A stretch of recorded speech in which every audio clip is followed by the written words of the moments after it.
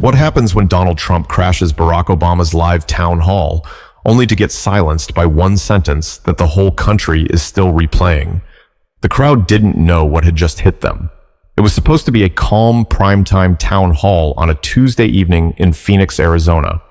Barack Obama was seated under the bright studio lights, jacket unbuttoned, tie loosened just enough to signal ease without losing professionalism.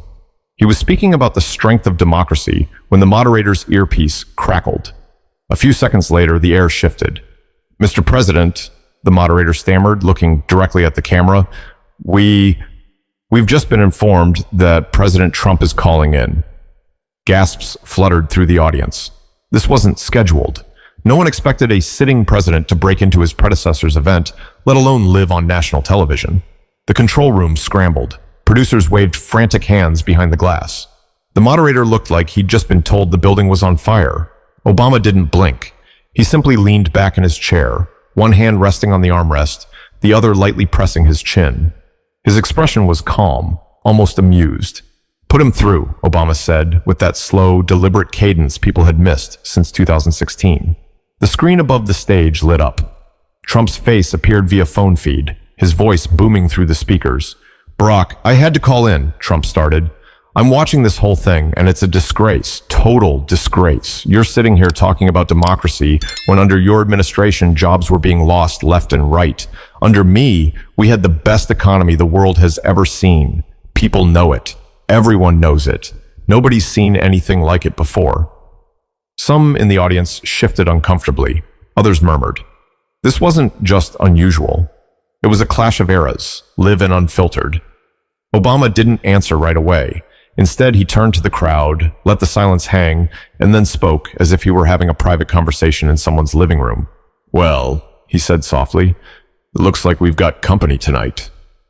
Laughter erupted. The tension broke just enough, but only for a moment. Everyone could feel where this was heading, a showdown no one had rehearsed for, one that could go viral in seconds. Trump, sensing he had the upper hand by interrupting, doubled down. "People remember how bad it was before me. Terrible. Manufacturing was dying. China was eating us alive. I came in, I fixed it, and the numbers don't lie. If it wasn't for me, this country would be in ruins. And now you want to sit here, acting like you did something good? You didn't. People know it, Barack. They know." His words weren't polished. They were loud, forceful, designed to dominate. But they carried weight because he was still the president. His name stamped on every headline, his face on every network, every single day. The audience, though, wasn't looking at the big screen anymore. Their eyes were locked on Obama. Everyone wanted to see what he would do. Would he take the bait? Would he respond with anger? Would he let it slide? Instead, Obama leaned forward slightly, his hands clasped now, and looked into the camera. He didn't match Trump's volume. He didn't rush. He spoke with the steadiness of a man who had been through battles before and understood the value of timing. "Mr. President," Obama said, pausing to let the words hang in the air, "I think the American people are less interested in who shouts the loudest, and more interested in who actually tells them the truth." The crowd erupted in applause.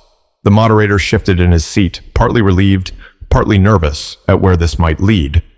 The clash was no longer hypothetical. It was happening. Trump jumped back in, his voice rising, but something had shifted. Obama's calm response wasn't just about the words themselves.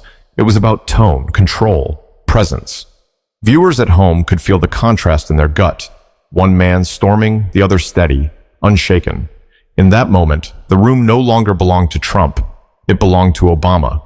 But this was only the opening shot. What came next would turn a political confrontation into one of the most replayed live television moments in recent memory. But before the night was over, Obama would deliver a single line that made history. Long before Trump's unexpected interruption, the night had been designed to feel steady, thoughtful, and reflective.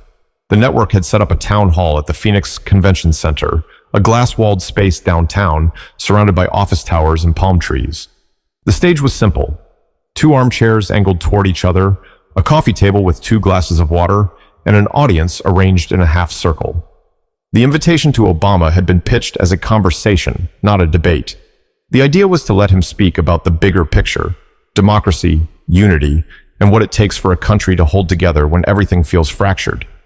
Cameras panned across the room, capturing faces of teachers, veterans, college students, and retirees. Some had Obama shirts from his campaigns, faded but still worn proudly. Others were just curious to see what the former president would say now that politics had become louder, sharper, and far more combative. The moderator, a seasoned journalist from Dallas named Reed Lawson, started the evening with easy questions.